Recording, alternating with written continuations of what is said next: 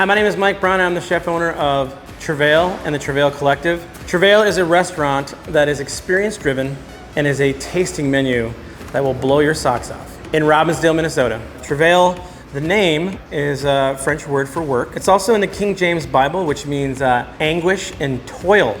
It's very interactive, and the reason we actually started doing that was because we were doing a caviar tasting, and when you do a caviar tasting, you actually put it on the flat of your hand. Part of that experience is feeling the cold caviar touch your hand, and we wanted to try to help people experience something like that, to try to make something more amusing. That's why it's called Travail Kitchen Amusements. I'm gonna bring in my GM, Samantha.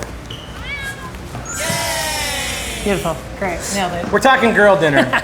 This is one of her brainchild concepts. So girl dinner is inspired by all things that women eat. Casual eating, it's what's in the fridge, it's what odds and ends you've got going on. There's always some form of a charcuterie or cheeses. We're gonna start with a nice iced coffee with a blend of oozes, vanilla pudding, cold foam on top, a chip charcuterie. Lots of different little cured meats. Some of these meats we actually turn into chips, which are kind of cool, like a prosciutto or a ham chip.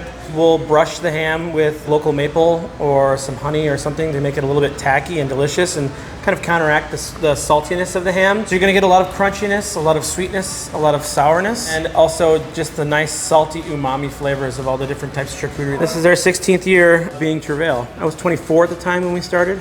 I'm 41 now. I've always had a love for food. I was very good at art, and I decided to be a studio art major with a business minor, and I pivoted to culinary art. I then decided to try to find the hardest kitchen to work in. So I ended up moving to Arizona to work at a restaurant called Binkley's with a chef who was the fish cook at the French Laundry. He ran a very intense kitchen, and it was very much French Brigade driven. It was probably one of the hardest jobs I've ever had, and I decided to pivot out because restaurants like that, you pretty much set a time frame for yourself as to how long you can work there. And my mission was to eventually have my own restaurant. Another fun one I like is the old workout meal prep, where you build everything inside of the jar, and then we're gonna make you add your toppings and shake it. So this is a stone crab dish that has cucumber, avocado, carrots, edamame, and some fried rice. Little nori papers on the side, so you can make it's essentially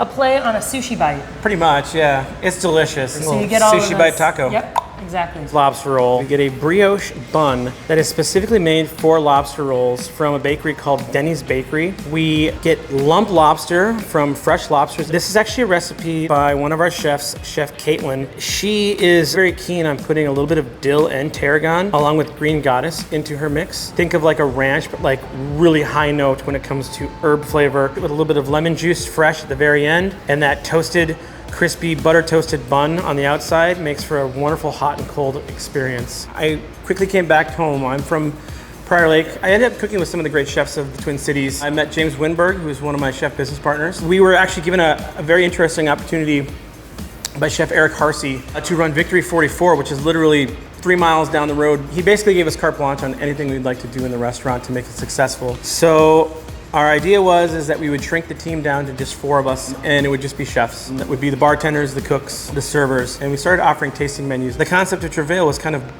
birthed there. The 3 of us decided to partner together. Our families gave us $75,000 to try to open a restaurant for ourselves. We found a cafe, which was right down the road here in Robbinsdale, and we stripped the entire restaurant down. We basically built out everything. We built our own bar, we put in our own beer tap system, learned how to core drill through concrete floors.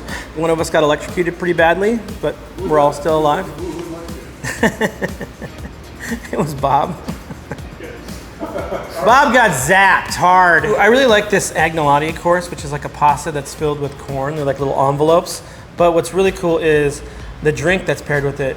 Diet Coke. It's essentially inspired by Diet Coke and lime. I think we all know somebody that loves little Diet Coke. It's like a soda drink, like a summery soda drink. Yep. That's really good. We have a collective now. We are here today with 8 restaurants. And we run a kind of a specialty dinner that's up here on the rooftop. One of them's called Who Smelt It, Dealt It. And guess what? That's a smelt course from the Lake Superior. where we were able to source that from a local fisher. We also have weeds and flowers. And the reason we call it weeds and flowers is you'd be surprised how many different things that are around you outside are actually edible, but not just edible, but delicious. For instance, dandelion leaves. Did you know that you could eat those? The s'mores brownie course. I am a sucker for brownie. It's miso brownie, marshmallow fluff, cold toast. It's like a thin graham cracker toast. And then it's s'more brownie ice cream, which is the s'more brownie ice cream, one of your favorites. How do we make that? Oh, you roast the marshmallows and make it into the ice cream. That's the best part.